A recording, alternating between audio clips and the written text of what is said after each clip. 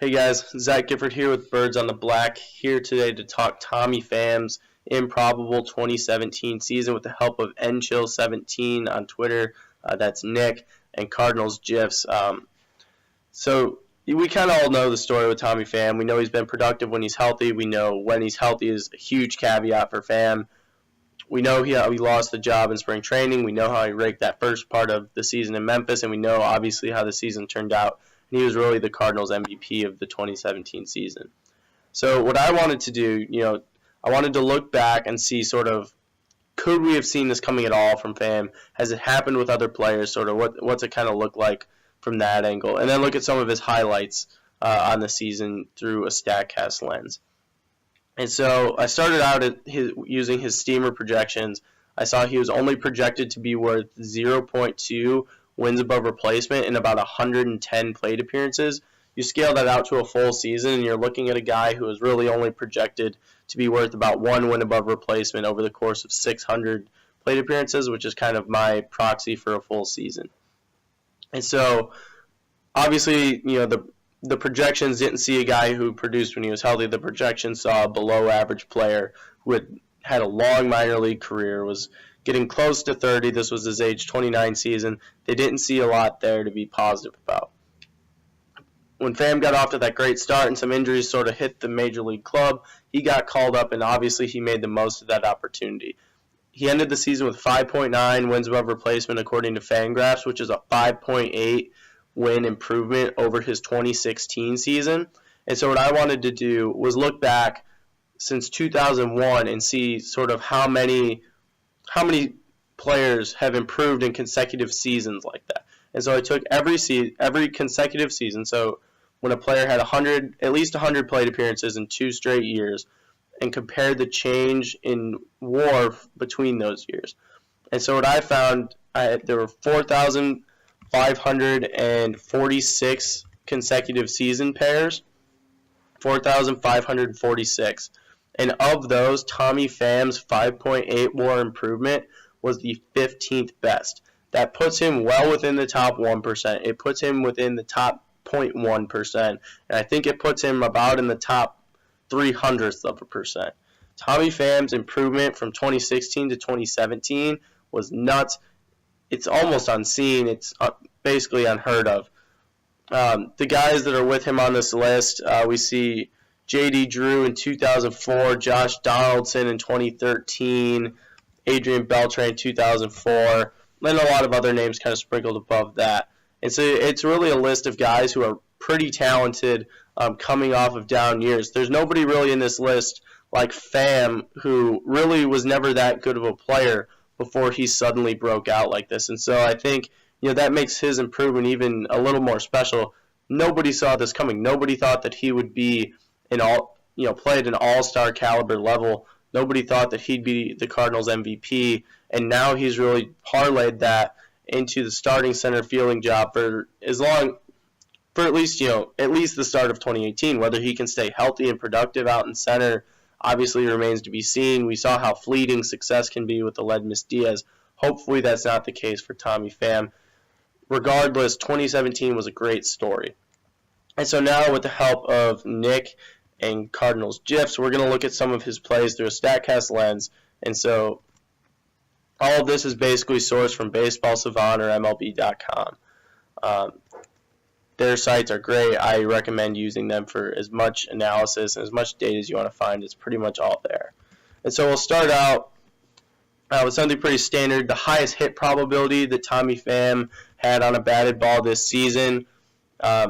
When you see the play, obviously, this was absolutely crushed. It's a hit 97.8% of the time.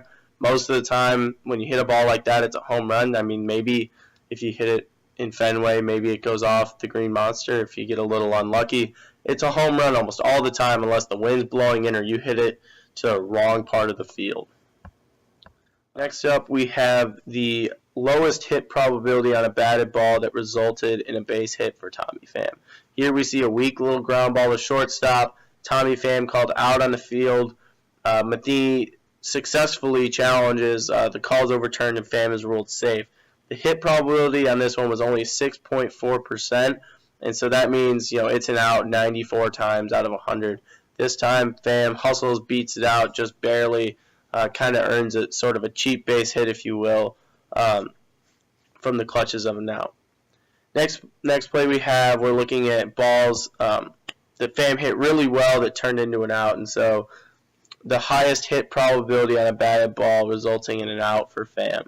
This line drive right at the Brewers shortstop had a hit probability of 84.2%, exit velocity of about 107 miles per hour according to StatCast. And so, if there's really any takeaway here, it's that if you're going to hit a ball that hard, get it in the air. You hit this ball at a 20-25 degree launch angle, it's probably a home run, 60-70% of the time. And so you keep it, at head level. These guys have quick reaction times. If it's within an arm's length, there's a chance the play is made. And so, while it's a hit 84% of the time, and you keep it that low, it's also an out almost once out of every 5. And so Tommy Pham sort of robbed here maybe on a ball that really could have been a base hit, sort of giving back on one of the cheap ones that he got, like we showed in the last video. Next up, we have the lowest hit probability on a home run. So we're looking at a ball that was very likely to be an out that actually resulted in a home run for Pham. This one, he's late. It looks like he sort of accidentally hits this one to right field. Barely tucks it over the wall, barely tucks it inside the foul pole. Hit probability was only 21.2%, and that means it's an out almost 80% of the time. And you can imagine if you hit a ball like this anywhere else on the field, think about hitting this ball to center. The center fielder's camped under it probably for a couple seconds before it comes down. Launch angle about 35-36 degrees, exit velocity only 95. Most times this is a routine flyout, but he just hit it to the right part of the field. Next up, we have one of the worst strike calls against Pham. Here I filtered to find called strikes that were outside the zone on Baseball Savant. This one, probably one of the worst. 2 strikes, obviously results in a called strikeout looking, which happened honestly all too much for Pham. If that was one area that he's got to improve on next season, it's not taking those called third strikes. This one, not really his fault. Umpire pretty blatantly misses the call. Danny Mack saw it. Pham knew it. We probably all knew it watching. This was a pretty terrible call overall. But it does lead into one more interesting thing, which is that I saw a Fangraphs article early in the year that talked about how Pham really, basically his approach at the plate was to swing at strikes. That makes sense. But a ball in the zone, it's probably a pitch you can do something with. A lot of balls in the zone you can really drive. And so he basically said, the ball's in the zone, he's swinging.